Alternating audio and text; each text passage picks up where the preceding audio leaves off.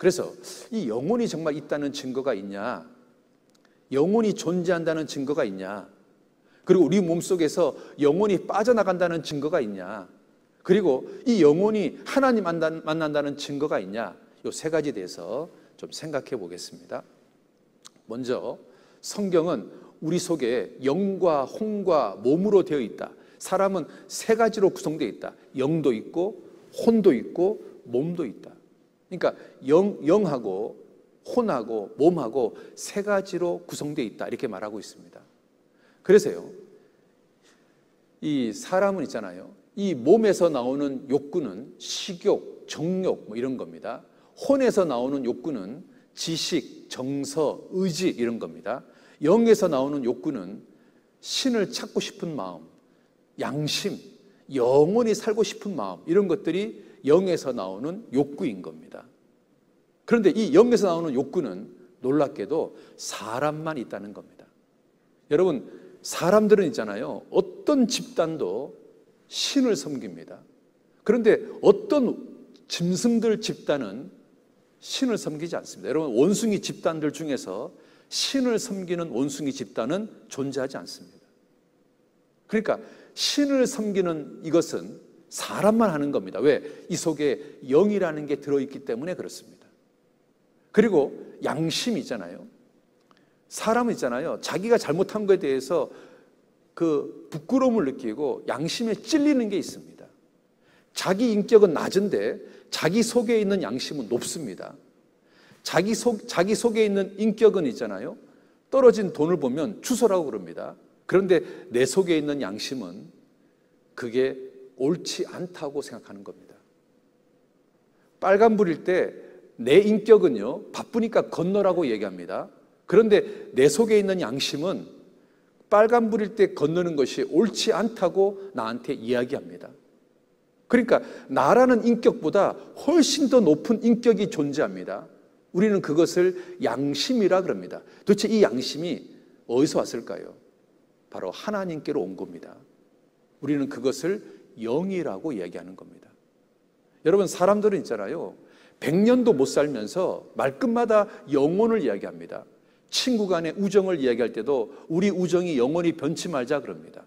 남녀 간의 사랑을 얘기할 때도 우리의 사랑이 영원히 변치 말자고 이야기합니다. 사람들은 누구나 다 영혼을 사모합니다. 왜 그럴까요? 왜 100년도 못 사는 껍데기를 가지고 있는데 왜 이 속의 마음은 늙지도 않고 영원히 살고 싶을까요? 바로 하나님의 형상을 닮은 영이 들어와 있기 때문에 그렇습니다. 그러니까요, 이 영은 철저하게 누구를 닮았냐면 하나님을 닮은 겁니다. 그래서 사람 속에 영이 들어있는 겁니다. 여기 보시면 이 1907년도에 이 하버드 대학교의 교수인데요, 이 사람이 뭘 연구했냐면 죽기 직전의 사람들의 몸무게하고 죽고 난 후에 사람들의 몸무게를 조사했더니 21g이 빠지더라는 겁니다. 그런데 똑같이 개를 실험했더니 개는 몸무게가 변화가 없더랍니다. 그러니까 사람의 몸무게가 죽기 직전과 죽고 난 직후에 달라지는 것은 뭔가 빠져나갔다는 거 아니냐, 이렇게 얘기하는 겁니다.